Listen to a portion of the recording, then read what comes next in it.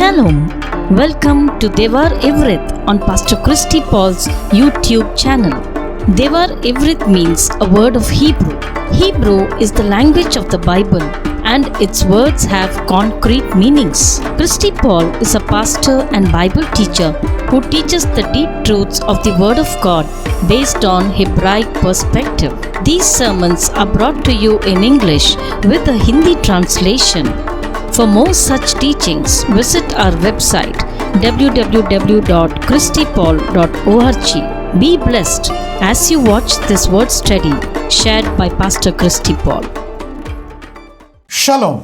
Shalom. Today in Devar Ivrit, we are going to discuss the word curse. आज देवार इव्रित में श्राप इस शब्द पर ध्यान करेंगे. If we see in the word of God, अगर हम परमेश्वर के वचन में देखते हैं, the first time the word curse is used in Genesis chapter 3 verse 14. पहली बार ये श्राप का शब्द इस्तेमाल होता है उत्पत्ति के 3:14 में. Now, when Adam and Eve committed sin, जब आदम और हवा ने पाप किया, at that time the Lord says, तब यहोवा ने कहा, cursed are you above all livestock and all wild animals. और तुम सब घरेलू पशुओं और सब बेनैले पशुओं से अधिक श्रापित हो. And if we read verse 17 and 18, और अगर 17 और 18 पढ़ते हैं, cursed is the ground because of you. Through painful toil you will eat food from it all the days of your life. It will produce thorns and thistles for you. और ऐसा लिखा है कि तुम श्रापित हो, इसलिए भूमि तेरे कारण श्रापित है. तू उसकी उपज जीवन भर दुख के साथ खाया करेगा और वह तेरे लिए कांटे और कटारे उगाएगी और तू खेत की उपज खाएगा. Where God is cursing the serpent, और जहाँ पर परमेश्वर उस सर्प को श्राप देते हैं, and also the ground is cursed, और वह भूमि भी श्रापित हो जाती है. and because of the curse, और इस श्राप के कारण the ground has started producing thorns and thistles. और भूमि में कांटे और ऊंट कटारे आने लगे. Now, even today, many people are in fear of curse. और आज भी कई लोग श्राप से बहुत भयभीत हैं. Many times they ask a question. कई बार ऐसा एक सवाल पूछते हैं, Is there any curse in my family? क्या मेरे परिवार में कोई श्राप है? Will any curse come to me? कोई श्राप मेरे ऊपर आएगा? Now, we must understand one thing. हमें एक बात समझनी है, No curse can come and attack your family unless God allows it.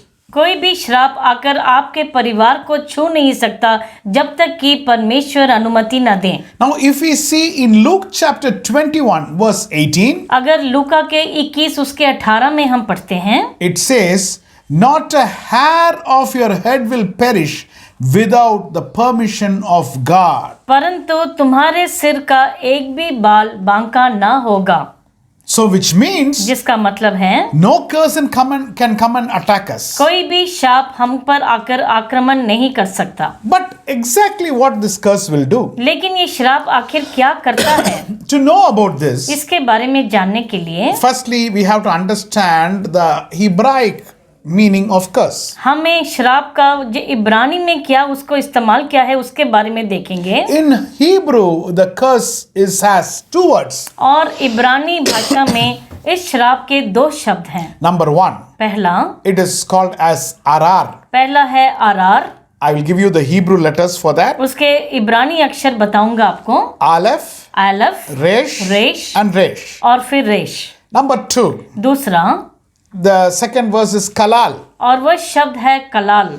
The Hebrew letters for that, और उसके इब्रानी अक्षर हैं Kof, कोफ, Lamed, लामेड and Lamed. और फिर लामेड. Now, if you see in Genesis chapter 12 verse 3, अगर उत्पत्ति के 12:3 में हम देखते हैं, God says, I will bless those who bless you. परमेश्वर कहते हैं कि जो तुम्हें आशीर्वाद देंगे उन्हें मैं आशीष दूंगा. After that he says, and whoever curses you, I will curse. और फिर कहते जो भी तुम्हें कोसेगा मैं उसे शाप दूंगा। Here there are two words which comes as curse and curse. यहाँ पर दो शब्द जो शाप के रूप में आते हैं। We are the seed of Abraham. और हम अब्राहम के वंश हैं। Whoever is going to bless us, God is going to bless them. जो भी हमें आशीष करेंगे परमेश्वर उन्हें आशीर्वाद देंगे। But we have to note the verse, whoever curses you, I will curse. लेकिन ये ध्यान से देखो कि जो भी हमें कोसेगा परमेश्वर उसे श्राप देंगे। I will exactly say that verse in Hebrew. और उसे मैं इब्रानी भाषा में आपको बताऊंगा। वह अवरेका मैं वर्केका वो मी कलाकेका अरोर। वह अवरेखा मी वारखेखा वो मिका लेलेका और। Now here two words are used. यहाँ पर दो शब्द का इस्तेमाल किया है। Arar and Kalal both are translated in the Bible and used. और अरार और कलाल दोनों का अनुवाद करके उसे शाप के लिए इस्तेमाल किया गया है। So the two times curse occurrence here is not the same meaning. लेकिन यहाँ पर जो दो बार आता है उसका वही अर्थ नहीं है। Now we will see what is Arar and what is Kalal. हम देखेंगे अरार क्या है और कलाल क्या है। Arar is curse. अरार एक शाप। This action is performed by God. ये परमेश्वर द्वारा किया गया। Arar. This action is performed by God. और ये कार्य परमेश्वर द्वारा किया गया। Whereas Kalal is also curse. और कलाल भी श्राप है। Now this literally means causing trouble or dispute. और ये इसका वस्तु जो अर्थ है इसका मतलब मुसीबत या विवाद लाना। Who should cause trouble or dispute? और कौन ये मुसीबत या विवाद लेकर आता है? Another one person can bring. कोई और मनुष्य ला सकता है। Through the ways of Satan it can come. शैतान के द्वारा आ सकता है। So Arar is the one that action is performed by God. और अरार ही वो है जो परमेश्वर द्वारा किया गया कार्य। Now let us have a literal translation of that. और अभी उसका जो लिटरल उसका अनुवाद है हम देखेंगे। I will curse those who cause trouble to you. और जो तुम्हारे लिए मुसीबत लेकर आए उन्हें मैं शापित करूंगा। That is the meaning. वही अर्थ है। I will curse those who curse you.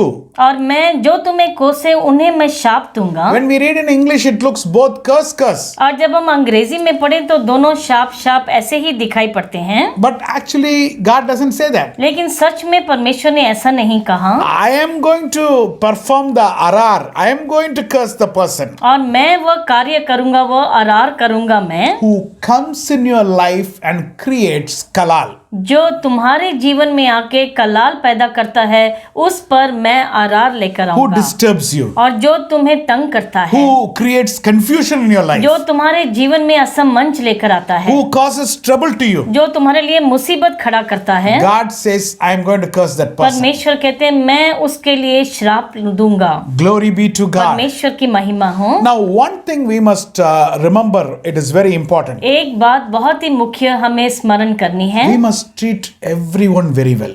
हर एक के साथ हमें बहुत अच्छा व्यवहार करना है।